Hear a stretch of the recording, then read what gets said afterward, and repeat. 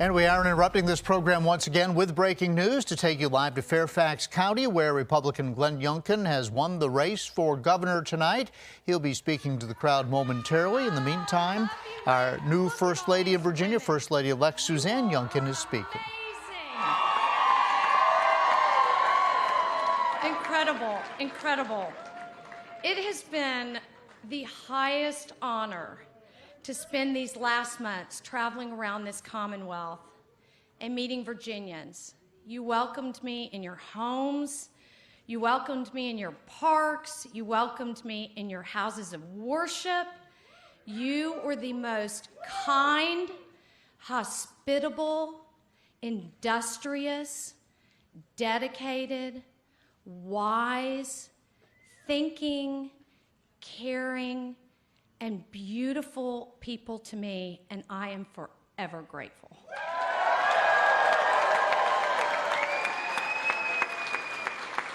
I do want to give a shout out to the more than 27,000 women that were part of Women for Glenn. Incredible, incredible. You inspired me and sustained me, and you girls rock. You're unbelievable. I'm so proud to be here representing our family, Glenn's family. I'm here joined with our son, Grant, our beautiful daughter, Anna, and Anna's little brother, John, is not here tonight because he is studying overseas, but he's with us in spirit, and our youngest son, Thomas. We also have an incredible array of extended family here that have come in from all over, including my father and Tom Schultz. And we are so honored. They bless us richly. And trust me when I tell you they bless Glenn richly too. So many of you all have heard the story about the beginning of this interesting journey that we're on. It happened on a fateful day in the summer of 2020 when Glenn came to me and he said, "Hey babe, you want to go for a walk?" And I thought, "Oh, you don't go for walks." And so we set out in our beautiful hometown of Great Falls, Virginia. And he told me on that walk that he was going to retire the next day from his 30-year business career. And that ultimately he had a calling on his heart to go into public service. And I paused and I said, "So you're clearly having a midlife crisis, and we really need to rethink this." But the more we talked and the more we walked, I knew that when Glenn Youngkin has a call on his heart, he steps into service. So the other two things that I knew were decidedly clear on that Friday afternoon was that my adoration for and dedication to my husband of more than 27 years meant that we were going to embark on this campaign and this journey together. I knew that. The second thing I knew, there would be no losing because I married a winner.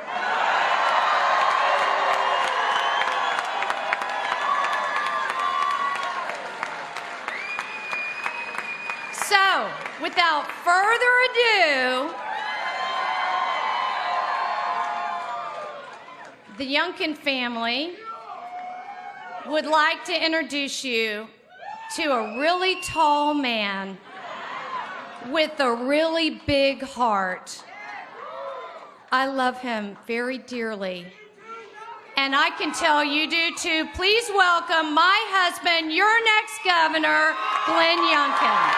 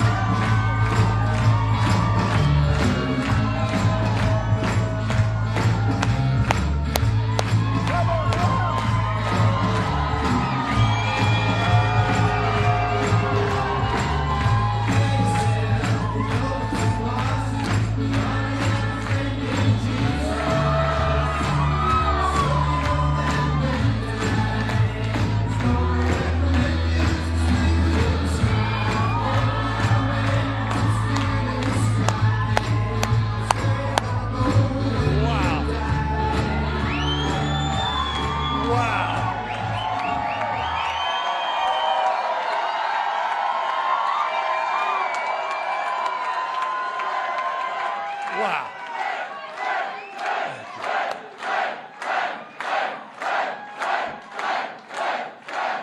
Thank you. Wow. Amazing. Woo!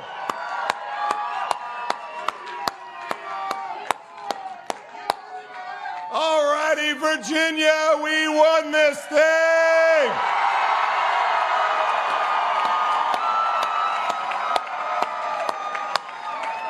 How much fun? How much fun? First of all, thank you all for waiting a few minutes longer than we thought to. Breakfast will be served shortly.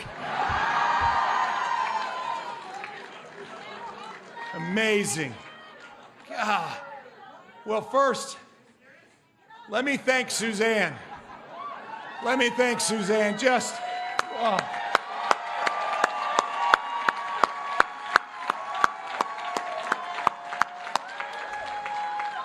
I have said many, many times that the Lord knew what he was doing because I need her a lot more than she needs me.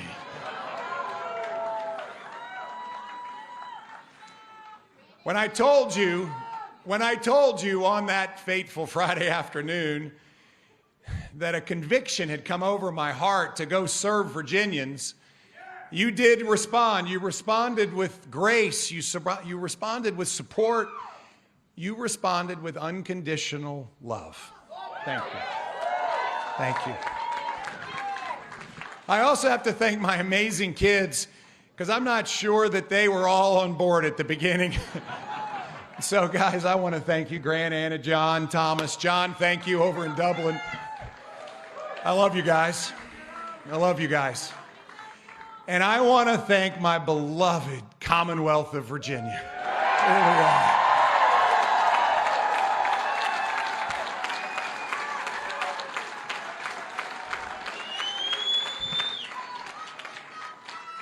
My fellow Virginians,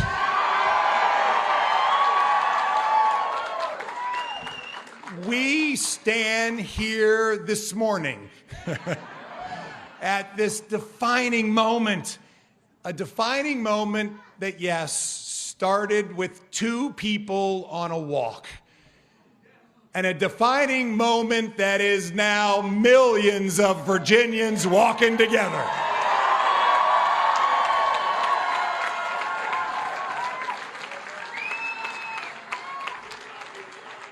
Walking together, sharing dreams and hopes, just like the ones that have always been planted on my own heart. Dreams and hopes for a Virginia that soars, a Virginia that never settles, a Virginia where the Virginia promise comes alive for everyone that calls this Virginia home.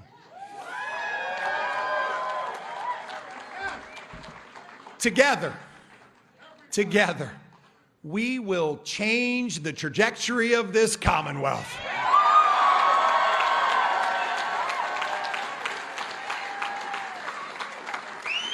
And friends, we are going to start that transformation on day one.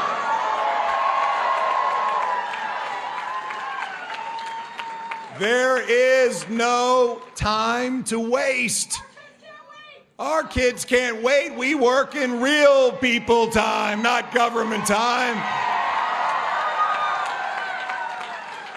And so on day one, we're going to work. We're going to restore excellence in our schools.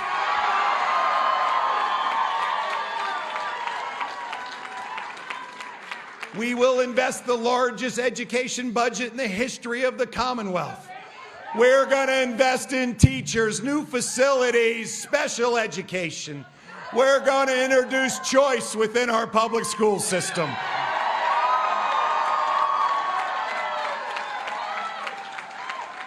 How about that? Choice within the public school system. We're going to start with 20 charter schools, and we are going to make a down payment and close the gap on giving parents an opportunity to select where their kids go to school. Friends, We're gonna embrace our parents, not ignore them.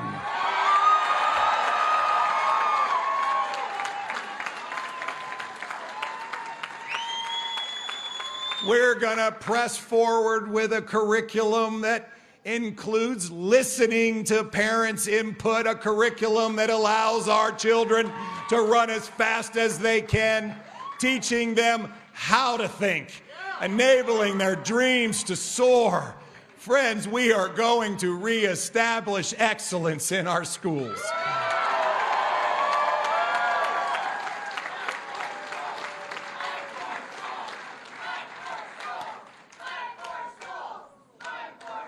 We are fighting for parents and students and teachers and our schools. Friends, we will reduce our cost of living. On day one, we will declare the largest tax refund in the history of Virginia. We're going to eliminate the grocery tax, suspend the most recent hike in the gas tax, double everybody's standard deduction. And we are going to cut taxes on the retirement income of our veterans.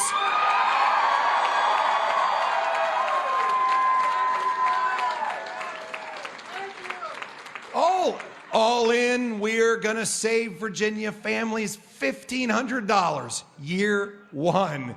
We are going to keep our communities safe. We're going to comprehensively fund law enforcement because they stand up for us, and we are going to stand up for them.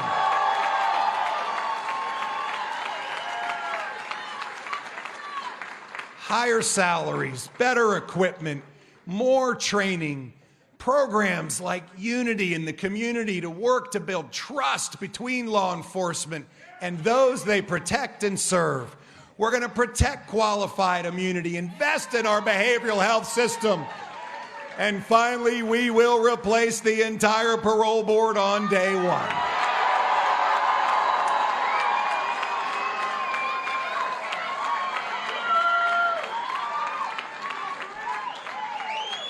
And on day one, we're going to jumpstart our jobs and reinvigorate this economy so it lifts up all Virginians. We're going to get this economy moving again, growing 400,000 new jobs, fostering 10,000 startup businesses. Friends, Virginia will be open for business.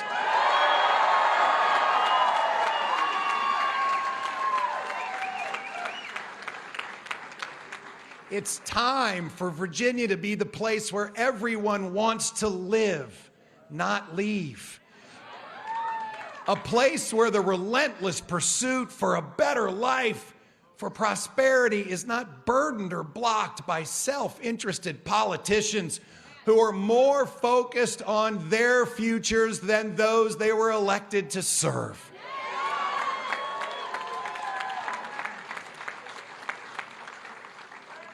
Over 100,000 miles on the campaign trail. I heard stories that were unique and powerful. But the reality is the challenge of overcoming a culture where the state overwhelms self-empowerment is all too common. For too long, we've been expected to shelve our dreams, to shelve our hope, to settle for low expectations. We will not be a commonwealth of low expectations. We'll be a commonwealth of high expectations.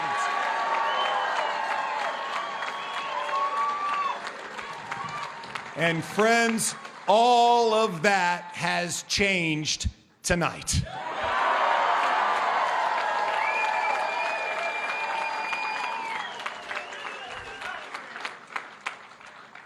A campaign that came from nowhere. But we were joined by neighbors and friends of all races, of all religions, of all ages, of all political ideologies.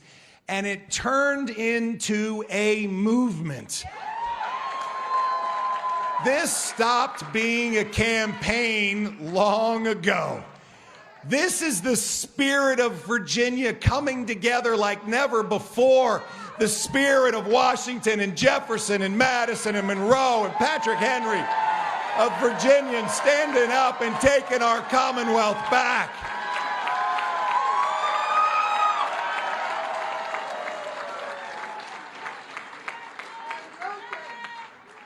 My fellow Virginians, this is our moment. It's our moment for parents, for grandparents, for aunts, for uncles, for neighbors, to change the future of Virginia's children's lives, to change their Virginia journey. It's our time to turn that vision into a reality. It's a vision where Virginians' power, the power that has historically resided in the marbled halls in Richmond, is spread out to the kitchen tables that are held together with the bond of spirit of liberty and freedom.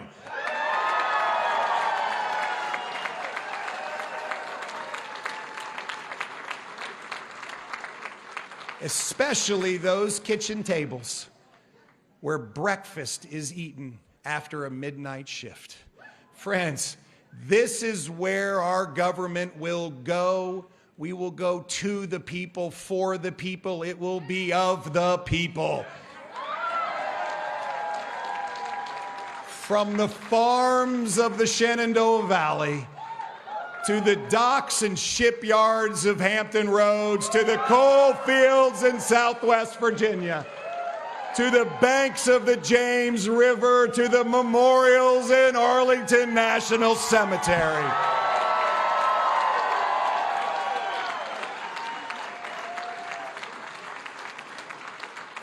This is our Virginia to build together, and we are going to go to work on day one. There are always those. There's those that say that that hill is too steep to climb. But we are empowered. We're empowered by a conviction, a righteous conviction in our children's future. We're strengthened by our collective belief in the Virginia promise. So let's climb that hill together. Let's reinvigorate our future. Let's reinvigorate this amazing Commonwealth of Virginia.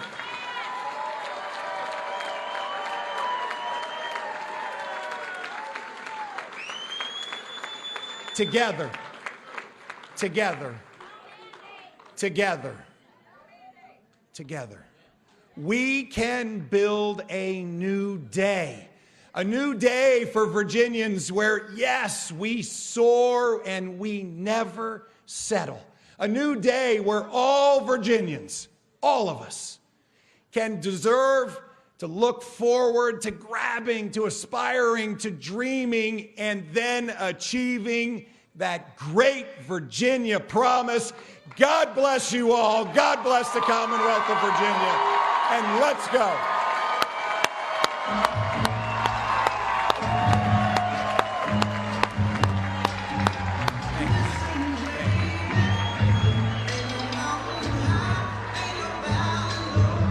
All right, so we've been listening to Governor-elect now Glenn Youngkin, who has just been declared about an hour ago the winner of the governor's race in Virginia. We want to go to our Andy Schroeder, who is standing by live right there in Fairfax.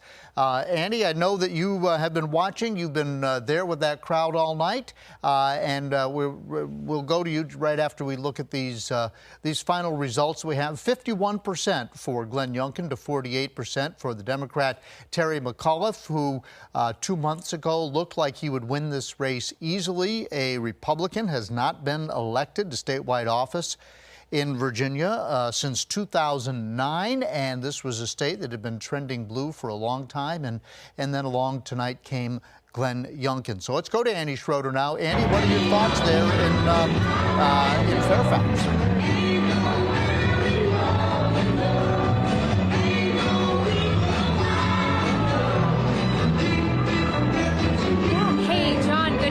Sorry, it's still very loud at this watch party. So yeah, we were just paying very close attention to the governor-elect's speech. Let's talk about some of those policies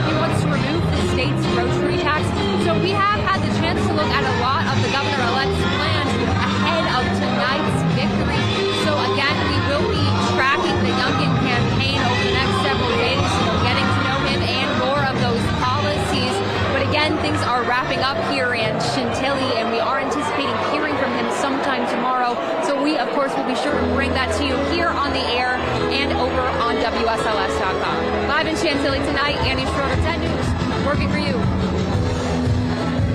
All right, thank you, Annie. So once again, just to recap a couple of the things, it was difficult to hear her there in Chantilly, but the governor-elect promised to restore excellence in Virginia's schools. He wants to give people a choice in schools and promise charter schools. He wants, of course, to embrace parents, which is an issue that he caught a lot of traction on late following the second debate. He promised tax refunds for Virginians, including $1,500 to most Virginians in the first year. He wants to fund law enforcement, including new better salaries, new equipment, training, and he wants to protect qualified immunity for police officers. He also promised to jumpstart jobs. He wants to see 10,000 startup businesses in Virginia and 400,000 jobs. And then to quote him, he said, "This is our moment." So again, Glenn Youngkin has been elected governor in the state of Virginia after a very close race as the votes as they started to come in later and later. McAuliffe was closing the gap, Terry McAuliffe, but in the end, it looks like a gap of around 95,000 votes or so, give or take. But we're going to have for you continuing coverage online at WSLS.com and beginning at 5 a.m. tomorrow morning on Virginia Today. Thank you for choosing 10 News for your election coverage.